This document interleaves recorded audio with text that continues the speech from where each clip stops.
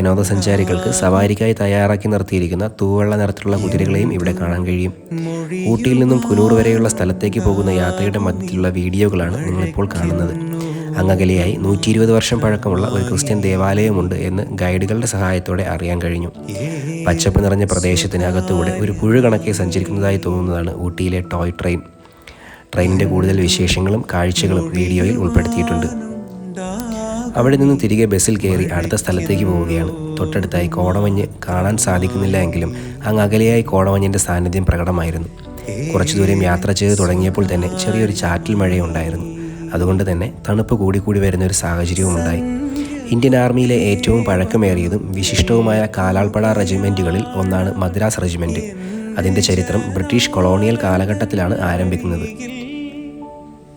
വർഷങ്ങളായി വിവിധ സംഘടനകളിലും പ്രവർത്തനങ്ങളിലും ഇത് ഒരു പ്രധാന പങ്ക് വഹിച്ചിട്ടുമുണ്ട്.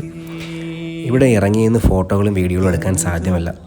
മുൻപ് കാലത്ത് ഉപയോഗിച്ചിരുന്ന പീരങ്കികളുടെയും മറ്റ് അനുബന്ധ ഉപകരണങ്ങളുടെയും മാതൃക ഇവിടെ തയ്യാറാക്കി വെച്ചിട്ടുണ്ട്.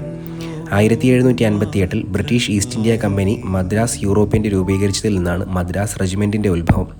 ഇന്ത്യയുടെ തെക്കൻ മേഖലയിൽ, പ്രത്യേകിച്ച് മദ്രാസ് പ്രസിഡൻസിയിൽ കമ്പനികളുടെ സൈനിക ആവശ്യങ്ങൾക്ക് പിന്തുണ നൽകുന്നതിനാണ് ഇത് ഉയർത്തിയത്. തുടക്കത്തിൽ യൂറോപ്യൻ സൈനികരായിരുന്നു റെജിമെൻറ്റിലുണ്ടായിരുന്നത്. ഒന്നാം ലോക മഹായുദ്ധത്തിലും രണ്ടാം ലോക മഹായുദ്ധത്തിലും മദ്രാസ് റെജിമെൻറ്റ് സജീവ പങ്ക് വഹിച്ചു.